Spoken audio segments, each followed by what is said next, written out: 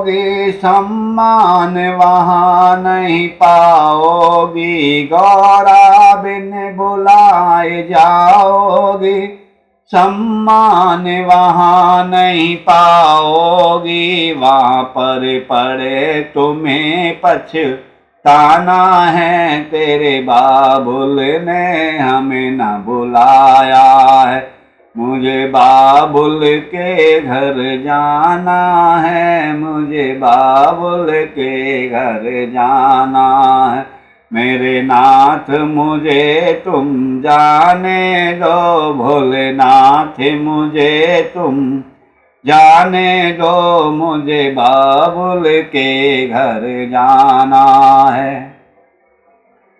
तीसरी बात में कहा है, भोले की रोकी नहीं रुकी, के पीहर में गौरा पहुँच गई, भोले की रोकी नहीं रुकी, पीहर में गौरा पहुँच गई, वहाँ देखा अजब नजारा है, मुझे बाबुल के घर जाना है, वहाँ देखा अजब नजारा है, उन्हें बाबुल के घर जाना है, मेरे नाथ भोलेनाथ मुझे तुम जाने दो, मुझे बाबुल के घर जाना है।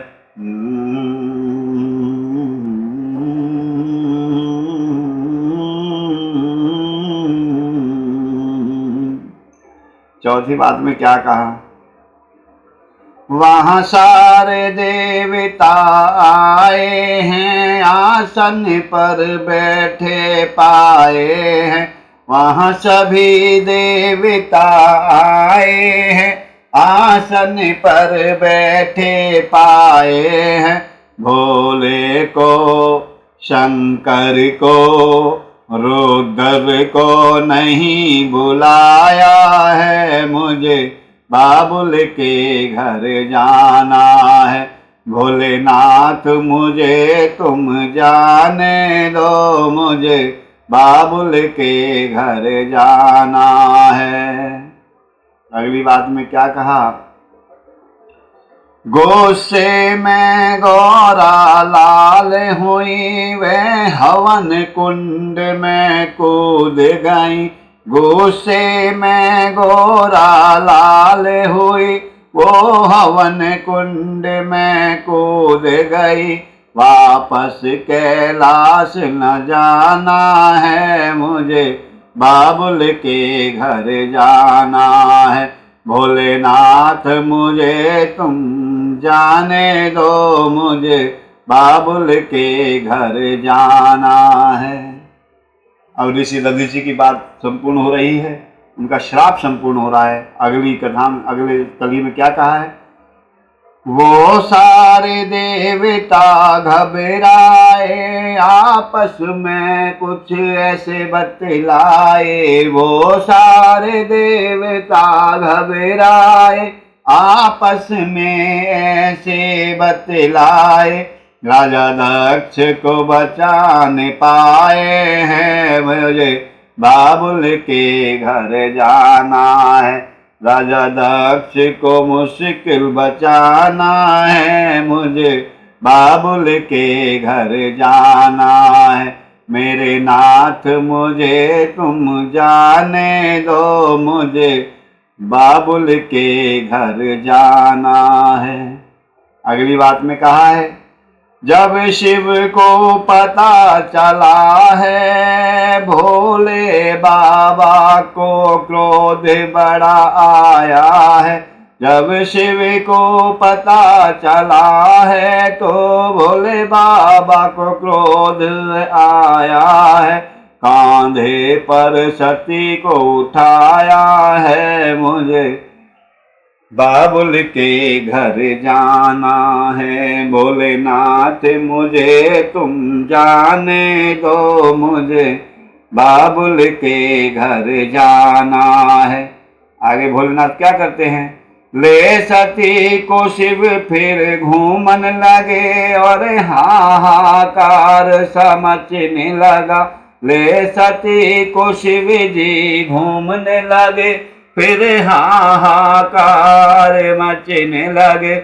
विष्णु ने श्री हरि ने चक्र चलाया है, मुझे बाबुल के घर जाना है। श्री हरि ने चक्र चलाया है, मुझे बाबुल के घर जाना है। भोलेनाथ मुझे तुम जाने दो, मुझे बाबुल के घर जाना है। अब श्री हरि विष्णु चक्र से माता रानी के, माता सती के जो शव भगवान भोलेनाथ के गोद में था, उसके टुकड़े टुकड़े कर देते हैं। और उन टुकड़ों से क्या होता है, जब कटे कटे अंग गिरने लगे, मैया के धाम में बनने लगे। जब कटे कटे अंग ये गिरने लगे, मैया के धाम में बनने लगे। हमको भी हम सबको शीश झुकाना है, मुझे बाबुल के घर जाना है। सबको शीश झुकाना है, मुझे बाबुल के घर जाना है। मेरे नाथ मुझे तुम जाने दो, मुझे बाबुल के घर जाना है। मेरे पिता ने यज्ञ रचाया है, पर हमको नहीं बुलाया है। मैंने भी दिल में ठाना है, मुझे बाबुल के घर जाना है। भोलेनाथ मुझे तुम जाने दो, मुझे बाबुल के घर जाना है। इस प्रकार माता सती भगवान भोलेनाथ से जिद करके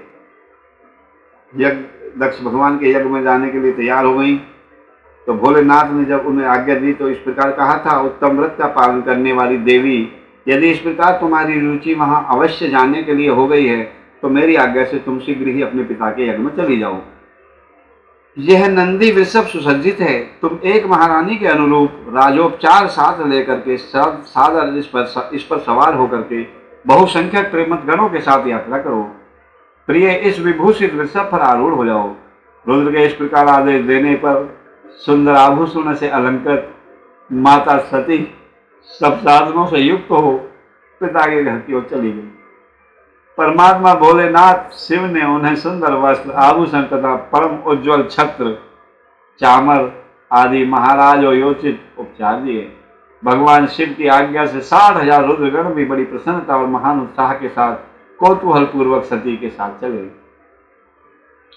उस समय वहां यज्ञ के लिए यात्रा करते समय सब और महान उत्सव होने लगा। महादेव जी के गणों ने शिव प्रिया सती के लिए बड़ा भारी उत्सव मचाया। वे सभी गण कौतूहल पूर्ण कार्य करने तथा सत्य और शिव के यश को गान करने लगे। शिव के प्रिय और महान वीर प्रमदगण प्रसन्नता पूर्वक उछलते कूदते चल रहे थे। जगदम्बा के यात्रा काल में सब प्रकार से बड़ी भारी शोभा हो रही थी। उस समय जो सुखद जय जयकार आदि का शब्द प्रकट हुआ, उससे तीनों लोग गूंज उठे। बोलो श्री शिवाय नमस्तुभ्यं, श्री शिवाय नमस्तुभ्यं, हर हर महादेव। ओम नमः शिवाय।